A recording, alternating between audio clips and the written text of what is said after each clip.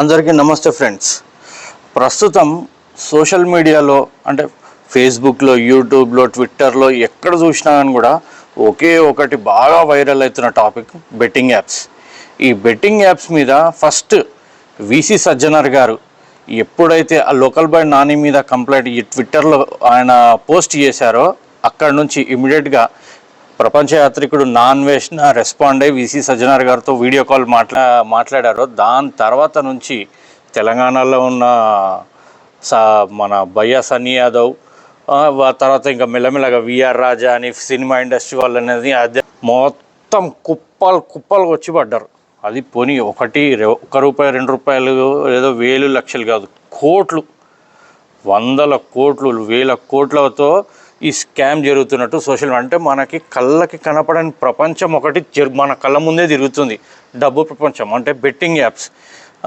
ఆ బెట్టింగ్ అని ఈ బెట్టింగ్ అని చెప్పేసి ఆ యాప్స్ ఈ యాప్సేగా అనేసి వీటిని ప్రమోట్ చేసిన వాళ్ళందరికీ ఇప్పుడు చుక్కలు కనపడుతున్నాయి. అందులో లోకల్ బాయ్ నాని, హర్ష సాయి, వాడెవడో బైకులు నడిపించుకున్నాడు, బైక్ మీద తిరిగాడు ప్రపంచం మొత్తం అనేసి చెప్పుకుంటుంటాడు భయ్యా సన్నీ యాదవ్ మంది. సో వీళ్ళందరికీ మంచి ఇప్పుడు ఈ మధ్య నిన్న మొన్నటి నుంచి తెలుస్తున్న విషయం ఏంటంటే విఆర్ రాజా అని చెప్పేసి ఇంకొక యూట్యూబర్.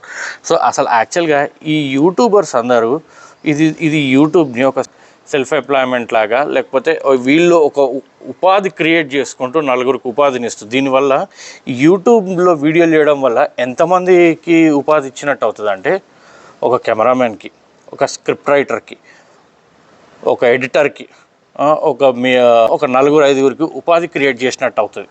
దీని మీద వచ్చిన రెవెన్యూతో 4-5 హ్యాపీగా నెలకి 30,000, 40,000 వాళ్ళ ఎక్స్పీరియన్స్కి తగ్గ శాలరీస్ తీసుకునే అంత ఓన్లీ యూట్యూబ్ నుంచే రెవెన్యూ జనరేట్ అవుతుంది.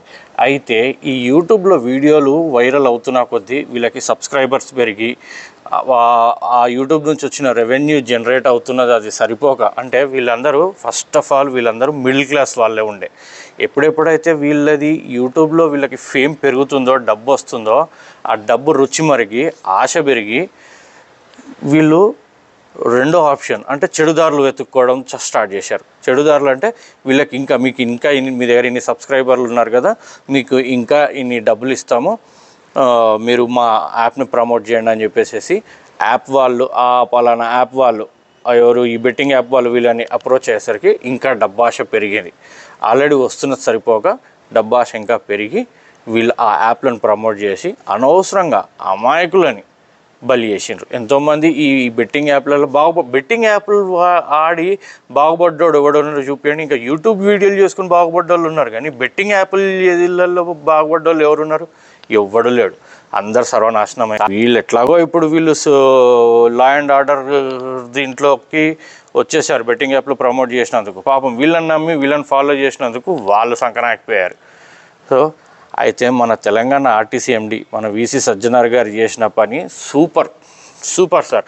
అసలు మీరు ఇంకా లా అండ్ ఆర్డర్లో కొన్ని రోజులు ఉండుంటే వాళ్ళు ఇంకా వేరే రకంగా ఉండేది. కానీ ఓకే, ఇప్పుడు మీరు ఆర్టీసీలో ఉన్నందుకు కూడా ఏమి ఇబ్బంది లేదు. ఆర్టీసీని కూడా మీరు చాలా దీన్ని ముందుకు తీసుకెళ్తున్నారు.